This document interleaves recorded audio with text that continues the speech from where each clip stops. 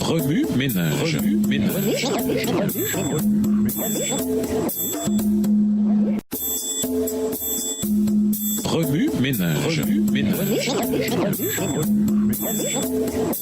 Bienvenue dans votre émission Remue-ménage. Nous voilà au jeudi 26 janvier 2017. Il connaît notre souffrance. Lisons Acte 8, verset 29.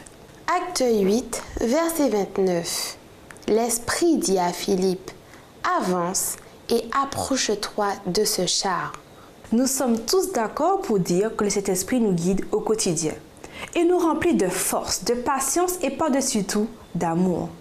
Nous prions quotidiennement pour que le Saint-Esprit nous bénisse puissamment, pour qu'il œuvre en nous afin que nous accomplissions ce que nous ne pouvons faire nous-mêmes. Jean 14, verset 17 dit « Le monde ne peut pas le recevoir parce qu'il ne peut ni le voir ni le connaître. Mais vous le connaissez parce qu'il demeure avec vous et qu'il sera toujours en vous. » Nous savons ce que le Saint-Esprit peut faire, mais que savons-nous sur sa personne? La Bible nous montre que le Saint-Esprit a vraiment une personnalité, tout comme vous et moi.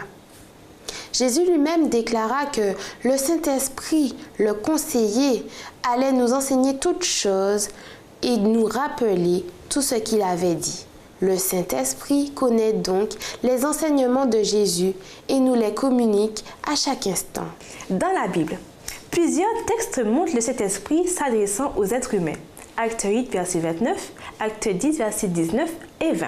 La partie qui m'interpelle le plus se trouve dans Romains 8, verset 26. De même, l'Esprit Saint aussi nous vient en aide parce que nous sommes faibles.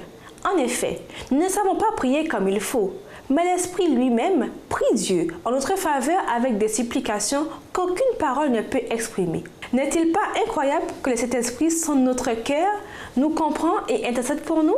Il connaît notre souffrance et intercède pour nous par des soupirs inexprimables. Certains demandent où est Dieu lorsqu'ils souffrent, mais ils ne se rendent guère compte que Dieu souffre avec eux. Le Saint-Esprit étant en nous, Dieu ressent notre souffrance. Lorsque les nouvelles nous annoncent une nouvelle fusillade dans une école, nous pouvons nous écrier « Seigneur, où es-tu » sans voir qu'en réalité, Dieu souffre avec les victimes, reçoit la souffrance de ses enfants innocents, de ses professeurs innocents et aussi la nôtre. Romains 5, verset 5 dit « Dieu a répandu son amour dans nos cœurs par le Saint-Esprit qu'il nous a donné. » Le Saint-Esprit est une partie de Dieu résidant en nous. Il pleure lorsque nous pleurons, se réjouit quand nous nous réjouissons, se sent aimé quand nous nous sentons aimés. La personnalité, c'est la somme des qualités et des traits de caractère ou de comportement particuliers d'une personne spécifique. Si nous avons une personnalité, le Saint-Esprit à coup sûr en a aussi une. Remue-ménage. En quoi le fait de savoir que le Saint-Esprit a une personnalité affecte-t-il votre marche avec Dieu? Cette connaissance a-t-elle un impact sur votre manière de prier? Au revoir. Et à demain si Dieu veut. Remue-ménage. Remue-ménage.